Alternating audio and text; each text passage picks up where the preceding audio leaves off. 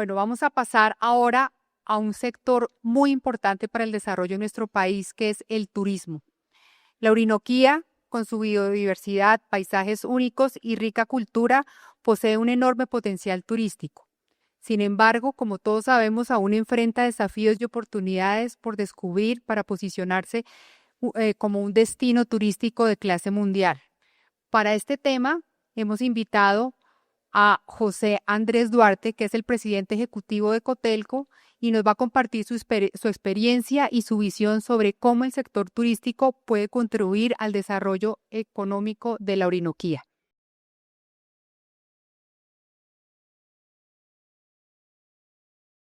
Hola, muy buenas tardes.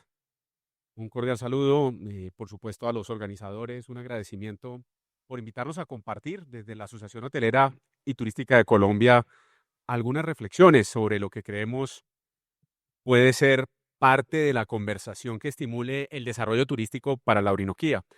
Quizás antes de ello valdría la pena compartir algunas cifras que creemos pueden ser relevantes para tratar de dimensionar cómo viene comportándose el sector, cómo viene, si se quiere, registrando el país la llegada de visitantes extranjeros a la Orinoquía y con ello, por supuesto, poder planear o proyectar qué espacios de crecimiento podrían lograrse. Además, como lo mencionaban al inicio, los retos en términos de, por supuesto, la facilitación de mayor llegada de turistas, tanto extranjeros como nacionales, por supuesto. En primer lugar, les traemos esta gráfica. Esto es básicamente los extranjeros que han entrado a nuestro país, excluyendo a los colombianos que residen en el exterior. Y esto es muy importante. Las cifras que ustedes han visto o que han conocido sobre el desempeño del turismo internacional en nuestro país incluye a los colombianos que residen en el exterior y que han venido por cualquier motivación a Colombia, a cualquiera de nuestros destinos turísticos. Si tenemos en cuenta que hay cerca de 6.8 millones de visitantes extranjeros, según Migración, entrando a nuestro país con corte a diciembre del 2024, hay que reconocer que cerca de 2,8 de ellos, de esos 6,8, son colombianos que residen en el exterior. Entonces tenemos un universo menor pensando puntualmente en extranjeros y de estos extranjeros traemos este zoom. ¿Por qué? Entre otras, si le sumáramos los colombianos, el comportamiento es negativo. Es decir, esos visitantes extranjeros colombianos agregados acá nos plantean una tendencia distinta. Aquí hay una tendencia en principio positiva y que queremos destacarla y resaltarla en este espacio de trabajo con las cámaras de comercio que están acá presentes, con las autoridades que quieren desde el territorio impulsar el desarrollo turístico. Lo primero, y voy a ver si puedo marcar acá, ¿no? Lo primero es que para la Orinoquía, si tenemos en cuenta Arauca, Casanare, Meta, Bichada, en el 2024, tendríamos nosotros el registro, según Migración Colombia, de cerca de 11.791 visitantes. Esto es una señal, entre otras porque además, cuando viene ese visitante extranjero y entra por el punto migratorio, bien sea Bogotá o bien sea Cartagena o bien sea Medellín, no se sabe si el destino que va a visitar lo ha puesto o no debidamente en el punto migratorio y el oficial de migración lo está reportando así. Puede que haya entrado por Bogotá y luego haya ido a algunos de los municipios en estos departamentos de la Orinoquía. Pero, insistimos, es más, es una señal y es una señal que hay que entender para ver cómo puede estar comportándose este mercado, asumiendo que buena parte de los que sí dijeron que vinieron al país venían específicamente a conocer parte de esta oferta de destinos turísticos que tienen en estos departamentos. Encontramos entonces un crecimiento con una variación importante de 1.211. Hay 1.200 extranjeros que vienen a esta Orinoquía a visitar y a reconocer esos atractivos principalmente de naturaleza que se han destacado también en distintas intervenciones. Y por supuesto en términos paisajísticos, sin duda alguna, un gran potencial para apalancar en términos de crecimiento de un producto de turismo de naturaleza, sobre el cual evidentemente este país es muy competitivo y esta región en particular tiene con qué competir en términos de avistamiento de aves y muchos otros subproductos cada vez más especializados que le generarían una gran derrama económica al territorio. Entonces hay un crecimiento del 11,45%. Tenemos un comportamiento que, si se comparara con el 2019, en el 2019 teníamos 11.436. Digamos, no ha habido quizás una gran diferencia si tenemos en cuenta los comportamientos previos a pandemia, pero aquí, al menos en los últimos 3 años, sí podríamos ver una señal positiva. ¿Qué más podemos compartir en este escenario? En esta entrada de extranjeros no residentes, podríamos ver cuál es ese top de esos mercados emisores. Y esto de alguna manera es útil para que desde la autoridad local, desde las gobernaciones, desde las alcaldías, desde las cámaras de comercio, se pueda alinear una política de promoción que busque llegar a estos mercados en donde hay algún nivel de reconocimiento de los productos que ya se vienen de alguna manera posicionando a la hora de preguntar en migración cuál es su destino. Y aquí encontramos Estados Unidos, que lo es además de una manera significativa, importante. Si ustedes ven allí, está México muy cercano. En el 2024 tenemos 2.333 estadounidenses llegando a esta región, 2.095 de México. Todavía son números que parecieran ser pequeños, pero insisto, hay un subregistro en la medida en que la persona pudo haber dicho: voy para Bogotá, pero luego gasta 15 o 18 días recorriendo el país y puede que haya visitado algo de la región. Estos son los que puntualmente dicen: mi destino final está en el Meta, o está en el Casanare, o está en el Bichada, Arauca, etc. Estados Unidos, entonces ya 2.333, y aquí un zoom pequeño.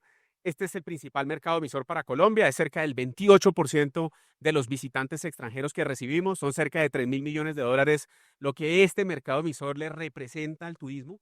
El turismo hoy por hoy, y lo han visto en diferentes escenarios, está reportando un nivel de ingresos por divisas al país cercanos a los 10.080 millones de dólares, cada vez más, digamos, jugando un papel protagónico en esa balanza exportadora, y en donde tiene mucha oportunidad para seguir creciendo. Y lo que nosotros siempre hemos dicho es: ojalá con todas las actividades económicas igualmente creciendo, no algunas, digamos, decreciendo en su capacidad de atraer divisas. En eso hay que reconocer que aquí hemos venido viendo cómo, por ejemplo, hace 2 años se generaban cerca de 7.700 millones de dólares, y hoy ya estamos superando esos 10.000 millones de dólares, incluso por encima de otras actividades económicas que estaban, digamos, jugando un papel siempre protagónico allí. Insisto, para nosotros lo importante es que todos podamos crecer y que siga, obviamente, abriéndose oportunidades para que el turismo genere mayores ingresos y mayores oportunidades de empleo. Venezuela está incluido, y solo teniendo en cuenta las personas que han justificado o han dicho que vienen por propósitos de turismo, igual se podría excluir de los análisis no solamente a nivel nacional, sino regional.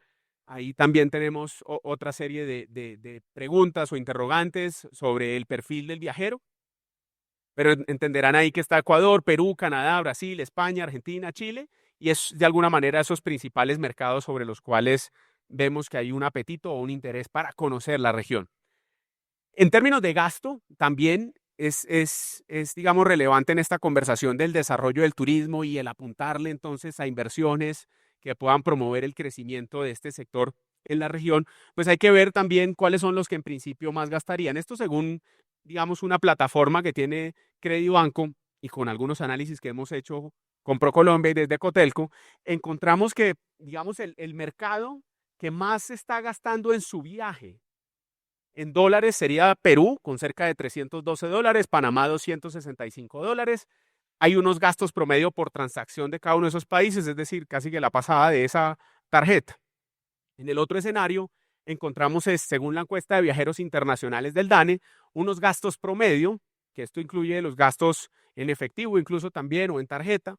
Esta es una encuesta que se practica en las terminales de transporte, y allí que, por ejemplo, cuando el DANE va a la terminal de transporte y le pregunta realmente a un español o a un mexicano si efectivamente estuvo aquí por propósitos de turismo, cuántos días invirtió, cuál fue su promedio de gasto. Esto nos permite realmente sí caracterizar mejor a ese eventual turista o turista internacional que estamos reportando. Desde migración, digamos, no existe la función de caracterizar al turista. Tiene una función migratoria, y es validar y verificar que la persona que ingrese pues no tenga ningún problema con ninguna justicia a nivel internacional, que su documento de identificación, digamos, sea válido, etcétera, pero él no está llamado a caracterizarlo. En buena parte de lo que ha pasado en esta conversación creemos que puede haber incluso mucha respuesta positiva diciendo que viene por propósitos de turismo cuando llega al punto migratorio, pero no necesariamente viene por ese propósito. Lo hace para facilitar su ingreso o para facilitar su tránsito o evitar preguntas complementarias si es que su motivo de visita al país es negocios. Entonces, claro, ahí hay que entender de alguna manera, estos son señales o fuentes de información que tendríamos que desmenuzar mucho más, pero sí entenderlas quizás como señales. Paso a la siguiente para contarles qué tipo de, si se quiere, de participación de turismo se está consumiendo y demandando en esta región. Y aquí lo que encontramos nosotros, en donde evidentemente la región es muy fuerte, es en ecoturismo y en la visita de parques naturales. Desde ahí quizás también haya una señal y es, bueno, ¿qué tipo de infraestructura entonces la región debería preparar, si se quiere, o desarrollar para buscar mejor o mayor competitividad o estimular de alguna manera el apetito o el interés de estos mercados que ya nos están diciendo que están llegando, que se están acercando, pero donde se acercan precisamente a conocer infraestructuras o de áreas protegidas o de parques nacionales naturales o incluso en general productos de ecoturismo, en donde allí, insisto, hay una gran riqueza para estimular. Piscinas, balnearios, turismo de aventura, ahí en el caso, y no sé si alcanzan a ver desde allá atrás, pero bueno, ya en turismo gastronómico estábamos en cerca del 11%, turismo rural comunitario 5,62%. Tenemos, digamos, de alguna manera, un estudio aquí mucho más completo, mucho más a detalle, por cada una de las tipologías, si se quiere, de turismo que en la región se vienen demandando y que abra un poco la conversación para la región sobre qué apuesta podría, si se quiere, fortalecer. En temas de entradas de pasajeros, esto pues también es importante porque hablar de turismo es hablar también de conectividad. Y hablar de conectividad es conectividad aérea y conectividad terrestre.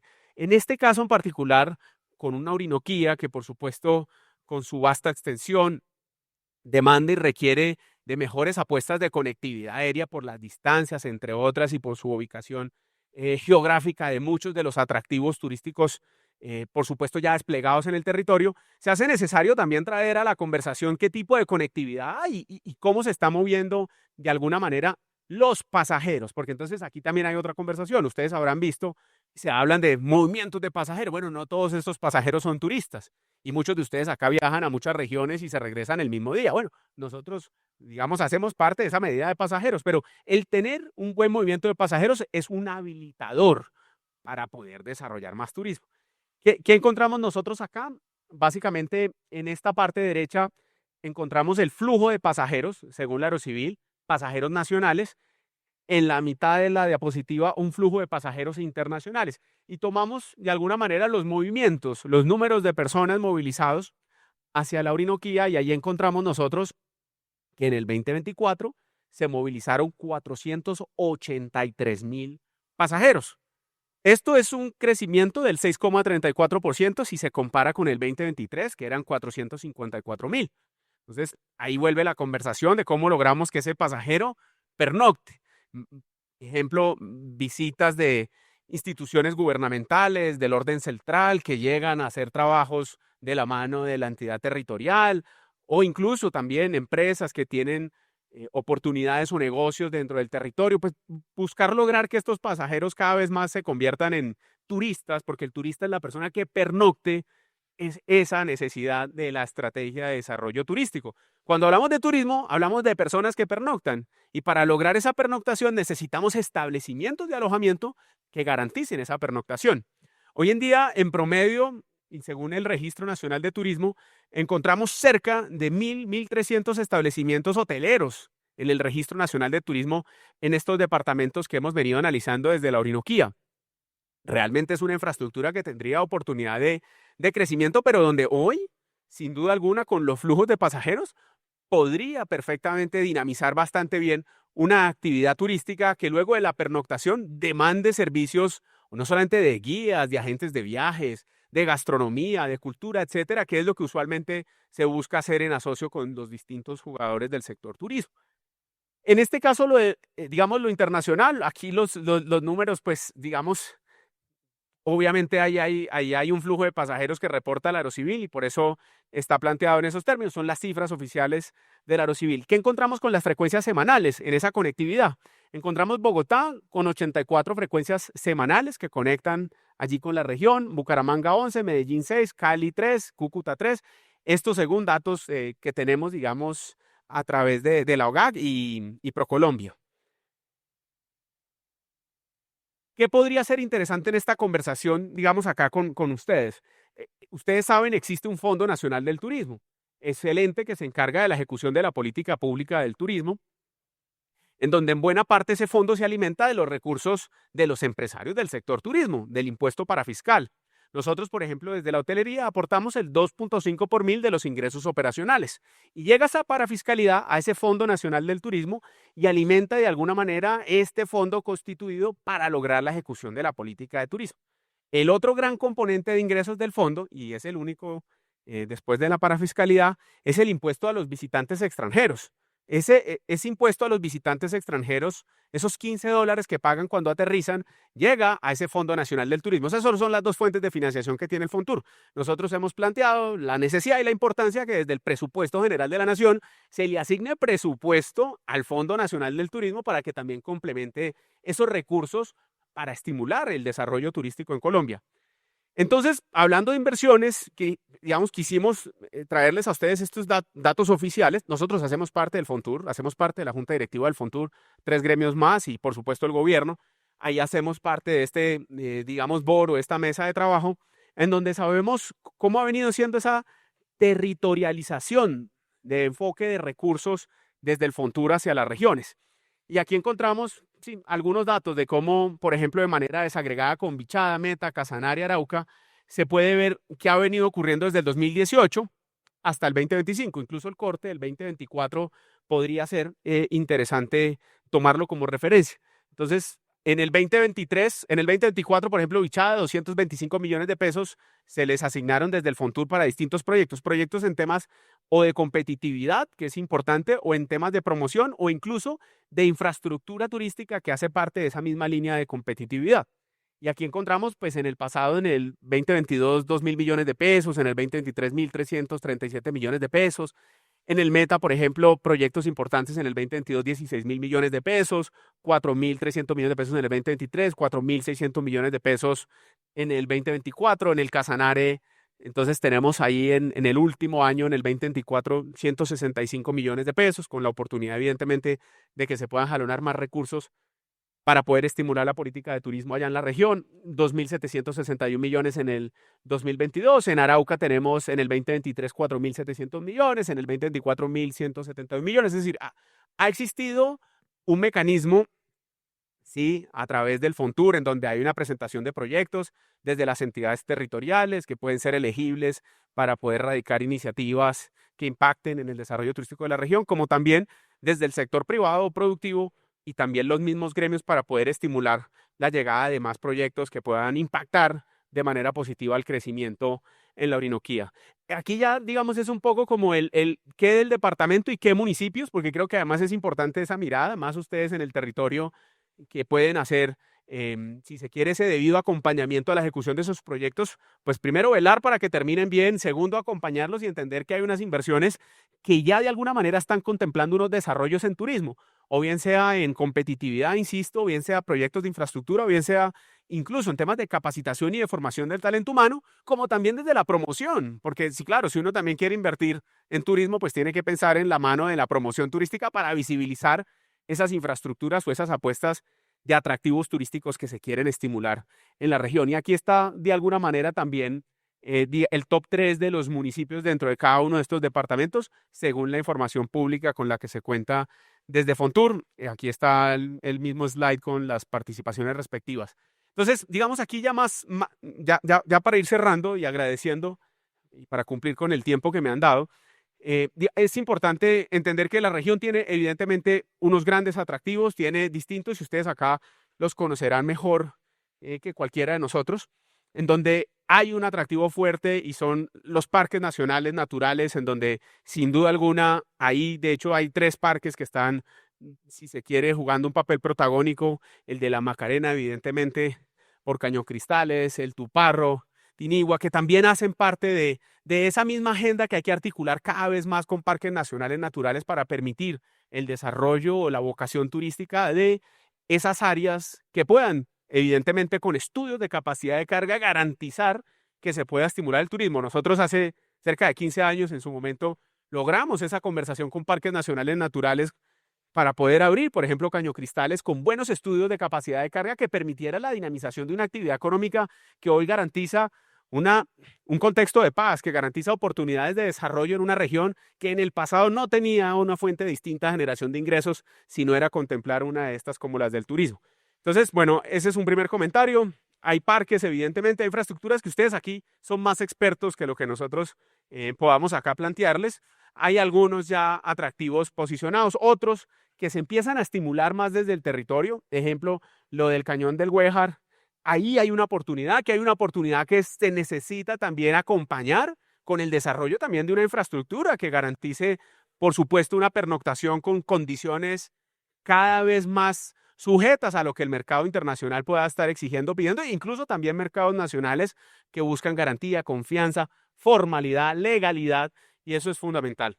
Y bueno, ya acá para ir cerrando, evidentemente el avistamiento de toninas, que ya en buena parte de los ríos que ustedes tienen, también los han identificado, se pueden hacer estos recorridos, ponerlo en valor, contarlo cada vez más, empezar a trabajar de la mano de los centros de investigación, de la academia, para poder documentar mucho más lo que hay allí detrás y poderlo poner cada vez más en valor en términos turísticos. Además, ayuda en la conservación, ayuda en la preservación, que es quizás por eso, por lo cual el turismo es el mejor aliado para la preservación y de la conservación, de la cual muchos seguramente hablarán y estarán hablando en toda esta agenda, porque el turismo permite apropiar conocimiento, el turismo permite conocer precisamente las especies y con eso poderlas cuidar. Por eso quizás con ello valorarlas para establecer programas que permitan que sobre su identidad cultural y de naturaleza pueda crecer el territorio. Los cantos de los llanos, patrimonio cultural de la humanidad, eso es interesantísimo, digamos, tratar de mover una narrativa sobre cómo la UNESCO le ha permitido también generar unos sellos de valor aparte de esa, digamos, riqueza natural con la que ustedes cuentan y con ello ojalá poder estimular la llegada de inversiones que permitan jalonar el crecimiento del territorio. Así es que muchas gracias una vez más por la atención y desde Cotelco, la Asociación Hotelera, dispuestos a acompañarlos. Muchas gracias.